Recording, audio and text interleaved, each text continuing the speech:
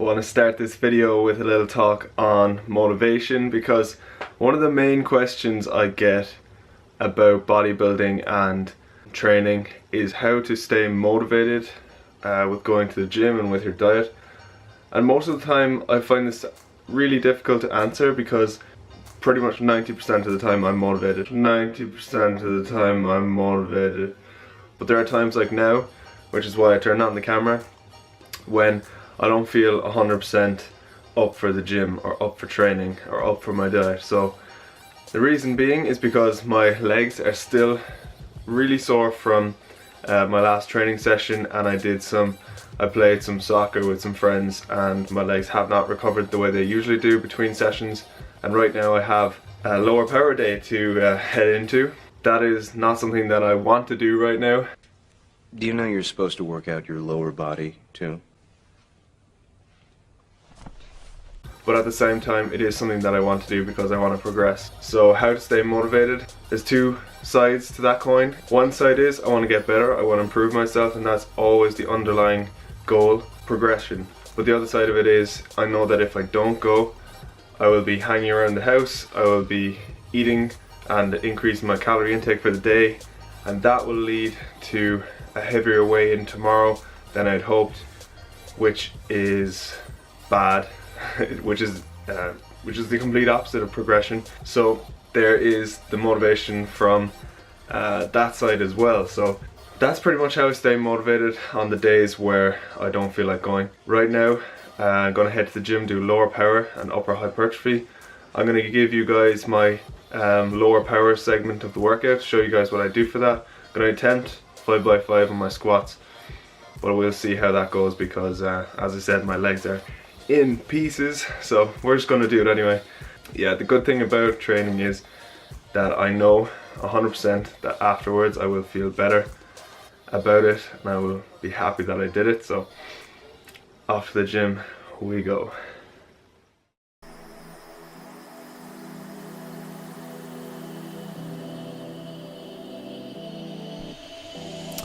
Alright guys, so welcome to the commentary. Basically what I'm doing here is showing you guys what I do on my lower power upper hypertrophy day for legs. So this is my lower power. So start off with a 5x5 squat. That's what I've been doing for the past couple of weeks, and I'm seeing my squat go up and up.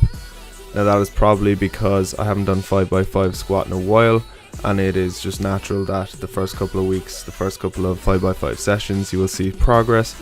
So I'm hoping that will continue for another while.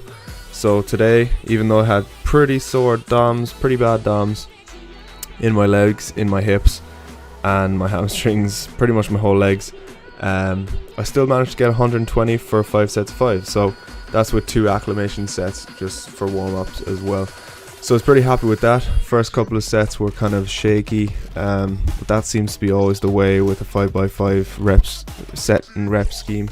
The first couple of sets are kind of shaky, and then after the second set, third, fourth and fifth set are very smooth. So here is my second set. You can probably see that I'm taking quite a while before I start squatting, because yeah, I was still feeling a little bit shaky. As you can see, I'm pretty much getting parallel. My squat form isn't 100% perfect, and I will never say that it is, because you can always improve your form. But I like the amount of depth that I get and the fact that I can still control the weight. So I will never up the weight if I can't get this form, at least. So that was my second set. And the third set is where things started to speed up a little bit. I started to get a little bit more of a flow going with my form. I was setting up quicker and squatting a bit faster. So this was where I got my 5 reps out pretty quickly. So I was happy with that. And another thing I'd like to mention is that I low bar squat, and that is not for everybody. Some people high bar squat. The reason I low bar squat is just for comfort. I can get very deep with a low bar squat. So what a low bar squat is compared to a high bar squat, I'm sure you can Google this, but basically I'm holding the bar slightly lower down my back than on the top of my traps. So you find what's comfortable for you and squat that way. this has always been the way that I've just naturally gone to squat without even anyone explaining to me what a low bar squat was versus a high bar squat. So this is the way I do it. There's definitely some science behind it, leverage and center of gravity, etc. So I'd definitely advise you to experiment with that. I have tried high bar, but I fold far too much when I do high bar and try and get this depth. So the only time I ever fold when I'm doing a low bar squat like this is when I go quite heavy and quite high reps. So right here you can see in my final set, my last couple of reps, I did start folding. What I mean is my upper body kind of folds forward before I get out of the hole of the squat. So it's something you want to watch out for, because you can injure yourself if you go a little bit too heavy. Nonetheless, got the reps out, and that was the grinder, the very last rep. You can see me shaking my head.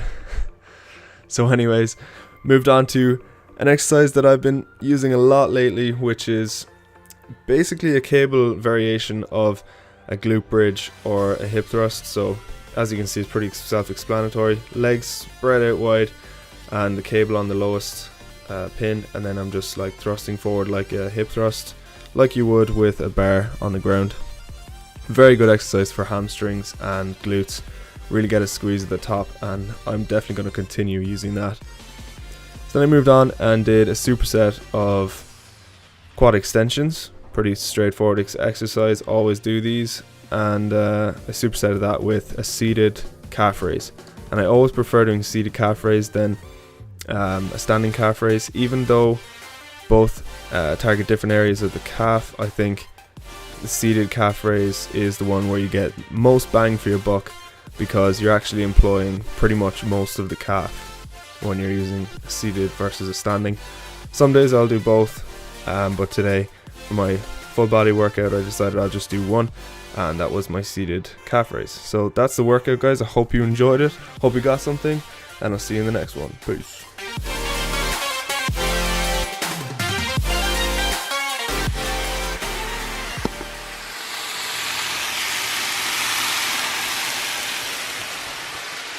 So the only time I ever prep food is if I know I'm going to be out of the house for a long period of time and I don't want to spend money on food, or when I have a job and I'm going to work. So, quick update, I got a new job. For those of you who follow me on Snapchat, you probably already know this. It's in the supplement store that was in my last video called Fighting Fitness in Ballincollig. So I'll be working there on the weekends now, which I'm really happy about. Happy to be a part of that, and I will obviously show you guys the store, etc, etc.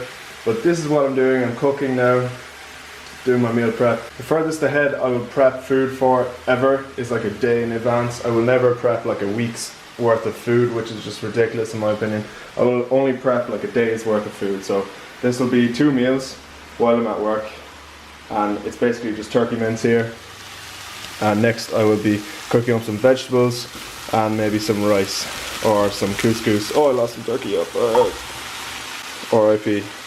Anyways, that's going to be my lunch, that's going to be my video. I hope you enjoyed it. If you did, leave it a thumbs up. I hope that you benefited in some way from this video, that's all I hope for. Subscribe if you're new, add me on Snapchat, follow me on Instagram, and I will catch you in the next one. So, I will give you a live taste test of this informed whey OCT premium whey protein drink.